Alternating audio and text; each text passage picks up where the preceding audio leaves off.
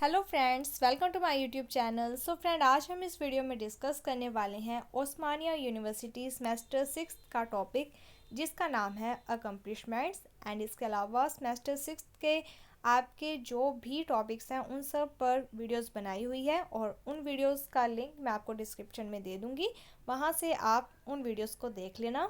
So start करते हैं accomplishments. तो इसकी भी एक समरी बनाई गई है, आप उस समरी की वीडियो को देख लेना।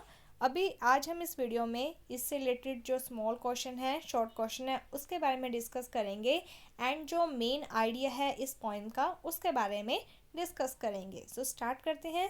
फर्स्ट क्वेश्चन है, make a list of all the house work that women do in the poem. इस पोइम में जो औरत है वो घर के क्या क्या काम करती है उसकी लिस्ट बताई गई है, तो उसके बारे में बताना है। In the poem Accomplishment, the poet Elizabeth Ralph Martis has successfully painted a pen picture of women who work from dawn to dusk for their family. तो यहाँ पर जो पोइट हैं उन्होंने सुबह से लेकर शाम तक जो एक औरत होती है वो अपनी फैमिली में जो भी काम करती है उन सब के बारे में क्लियरली बताया है। Society position her as a homemaker. हमारा जो समाज है वो औरत को क्या समझता है कि वो एक होम मेकर है। शी मैनेज द चिल्ड्रन, वो बच्चों को संभालती है। Washing, cleaning, cooking and serving the food, वो घर को साफ करती है, कपड़े धोती है, खाना बनाती है, बच्चों को खिलाती है, परिवार के जो फैमिली मेम्बर्स हैं उन्हें खिलाती है। And teaching the young ones, अपने बच्चों को पढ़ाती है। And help them to get the degree to shape their career as a mother, और वो अपने बच्चों को पढ़ाती है, उनको हेल्प करती है ताकि वो अच्छी से अच्छी डिग्रीज ले सके और अपना करियर बना सके। तो एक मदर के रूप में भी वो काम करती है और फैमिली में जो भी उसके रोल होते हैं as a daughter in law, ठीक है, मदर, वाइफ, तो हर एक रोल को वो अच्छे से निभाती है। अगला क्वेश्चन है, make a list of the profession और occupation of the man in the poem. तो यहाँ पर बहुत सारे मैन हैं, उनके बारे में पोइट ने बताया कि वो क्या क्या काम करते हैं, उनके क्या प्रोफेशन है, क्या ऑक्यूपेशन है, उसकी एक लिस्ट बनानी है। तो आपको सारे लोगों के बारे में नहीं याद करना है, कुछ मेन आप याद कर लेना, तो जो मैं आपको बता दूंगी। In the poem accomplishment, the poet choose some of the name of man who were famous for their eminence and the excellence in their representative profession and the occupation. इस पोइम में जो पोइट हैं उन्होंने कुछ लोगों के name को shortlist किया है जो कि अपने प्रोफेशन में बहुत अच्छा करते हैं, जैसे कि एरिस्टोटल, ऑथर द बुक, इन्होंने अपनी एक बुक लिखी है जिसका नाम है the Nicomachean ethics and the metaphysic. इसके बाद प्लूटो, जिन्होंने रिपब्लिक लिखा है। Shakespeare wrote his sonnet, the Tempest, Romeo and Juliet, Macbeth and Hamlet. Socrate है जो वो एक फिलोसोफर हैं। Pluto wrote a eulogy for his teacher Socrates.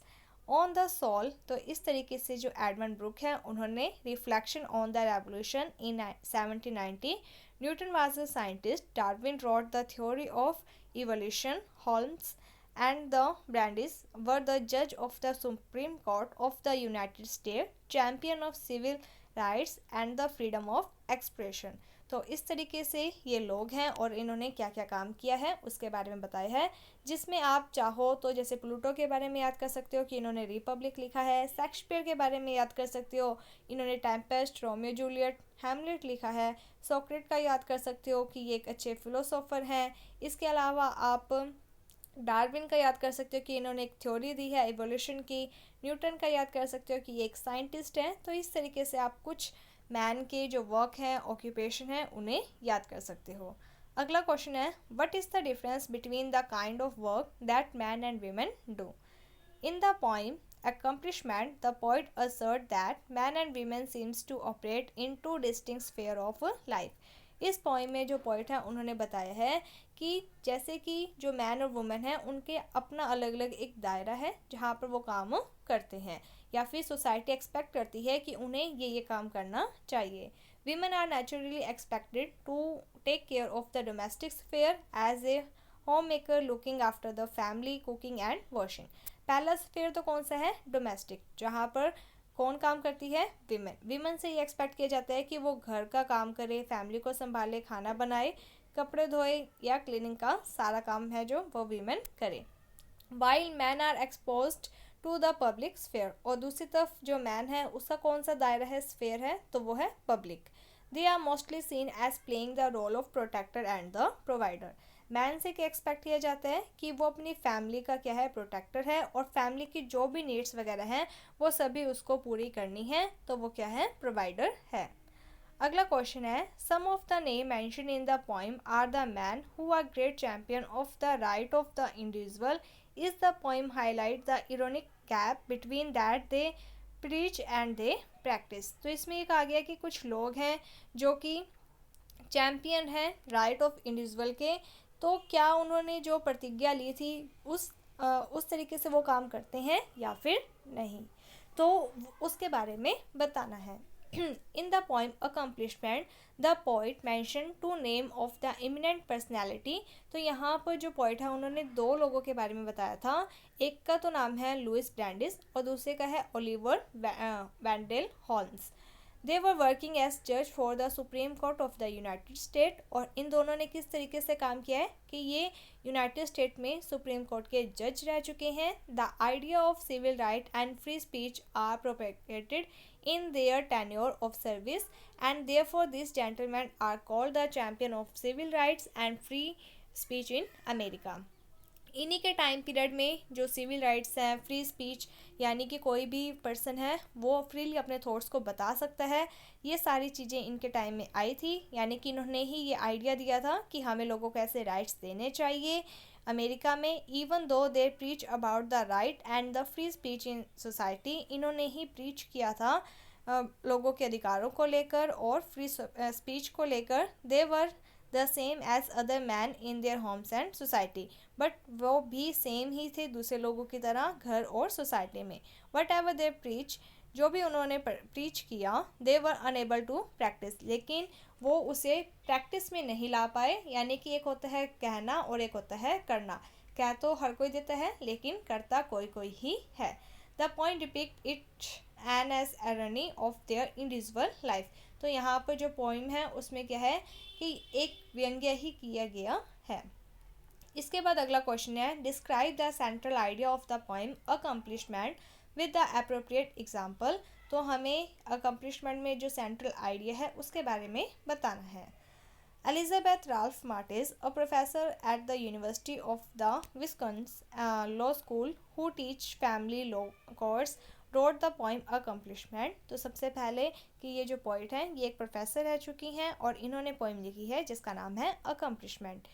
She is the internationally renowned linguistic and the anthropologist, and in 1975 Radcliffe Quarterly published the poem for the first time। सबसे पहले किसने publish किया था, तो रैडक्लिफ ने। and the poem is about gender role and the difference in expectations between mother and father। ये जो poem है वो जेंडर रोल के बारे में बताती है, इसके साथ ही मदर और फादर से जो एक्सपेक्टेशंस की जाती हैं उसके बारे में बताती हैं। The poet in the poem Accomplishment chose to express her view on the issue of gender participation in the family structure as the central idea।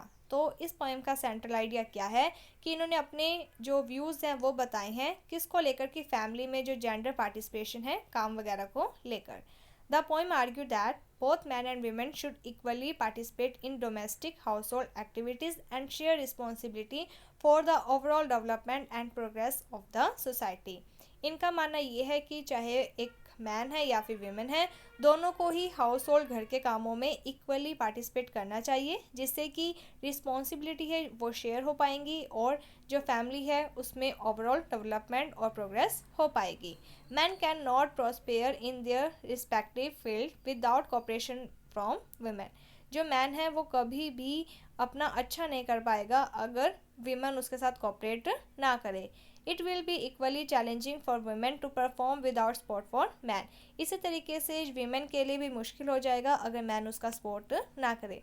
इसमें ये कहा गया है कि मैन और वुमेन दोनों को ही एक दूसरे का सपोर्ट करना चाहिए, तभी जो फैमिली है वो अच्छे तरीके से प्रोस्पेयर हो पाएगी, प्रोग्रेस कर पाएगी। It will be equal to support her argument she caught तो अपने आर्ग्यूमेंट को सपोर्ट करने के लिए वो कहती हैं when Aristotle wrote his book, जब एरिस्टोटल अपने बुक को लिखते हैं, when Milton search for rhyme, और जो मिल्टन है, एक सेकेंड, हाँ जी, when Milton search for rhyme did they have toddler at the knee requesting dinner time.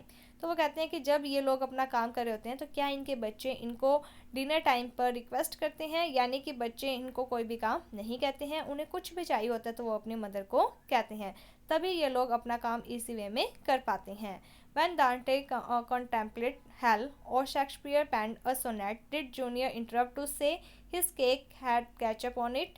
तो क्या जब शेक्सपियर और जो दांते हैं वो अपना काम कर रहे होते हैं तब क्या उनके बच्चे उनको इंटरप्ट करते हैं, यानी कि कुछ भी उनको कहते हैं। While Socrates was busy teaching the youth how to question, Pluto was writing his famous book। तो यहाँ पर कहा गया है कि जैसे सोक्रेट है, प्लूटो है, Edmund Burke were writing his political, Edward Burke है वो अगर अपने बुक के बारे में लिख रहे हैं, या तो and Homer were was creating his great epic Iliad and Odyssey, Newton was inventing calculus, and Darwin was writing theory of evolution. Holmes and the Brandis were indulged in defining the civil rights and freedom of speech. While they were immersed in their eminence, they had never faced any disturbance from their child। तो कुल मिलाकर यही बातें हैं कि इतने सारे जो लोग हैं, जो कि मैंने आपको कहा था कि एक शॉर्ट लिस्ट कर लेना, ज़रूरी नहीं है कि लोग और उनके जो वर्क है उसके बारे में लिखना। तो आपको क्या करना है कि कुछ लोगों के नाम लिख के ये कहने हैं कि जब ये लोग काम कर रहे होते हैं क्या इनके बच्चे इनको डिस्टर्ब करते हैं। The children and the family were manage by their women who offer unconditional support for their great invention and discoveries. तो यहाँ पर जो वीमेन होती है वो बच्चों को संभालती है, फैमिली मेम्बर्स को संभालती है, वो भी बिना अनकंडीशन सपोर्ट के। वो ये कभी भी नहीं कहती है कि मैं आपकी सपोर्ट कर रही हूँ तो कोई कंडीशन रखती है, वो उनको सपोर्ट करती है अनकंडीशनली, ताकि वो अपना काम, अपना इन्वेंशन, अपनी डिस्कवरी को कर सके। The poet explain the importance and the complexity of the gender role in the family. तो यहाँ पे जो पोइट है उन्होंने एक्सप्लेन किया है कि क्या इंपॉर्टेंस है और क्या कॉम्प्लेक्सिटी है जेंडर रोल को लेकर फैमिली के अंदर। How they create an impact on the professional life through the central idea of the poem with the textual reference to the very successful personality known to human history. तो यहाँ पर यही कहा गया है कि अगर एक आदमी सक्सेस हो रहा है, एक सक्सेसफुल पर्सनैलिटी बन रहा है, तो उसके पीछे एक औरत का हाथ होता है। वो अपने सारे काम तभी फ्री माइंड कर पाता है ताकि उसको जब उसे वीमेन के द्वारा एक अनकंडीशन सपोर्ट दी जाती है। फ्री माइंड के लिए बाकी के जो काम होते हैं फैमिली से रिलेटेड, वो सारे काम कौन करती है? वीमेन करती है। तभी मैन आराम से फ्री माइंड अपना जो इन्वेंशन है, अपनी जो डिस्कवरी है वो कर पाता है। इस तरीके से ये क्वेश्चन था। होपफुली आपको ये क्वेश्चन समझ में आ गया होगा। इसके अलावा आपको कोई भी डाउट होता है तो आप हमें कमेंट सेक्शन में बता सकते हो। एंड टेलीग्राम पर एक ग्रुप बनाया गया है नई शुरुआत के नाम से, आप उससे भी ज्वाइन कर सकते हो और वहाँ पर भी अपने डाउट्स वगैरह पूछ सकते हो। Thank you friends for watching my video. Thank you.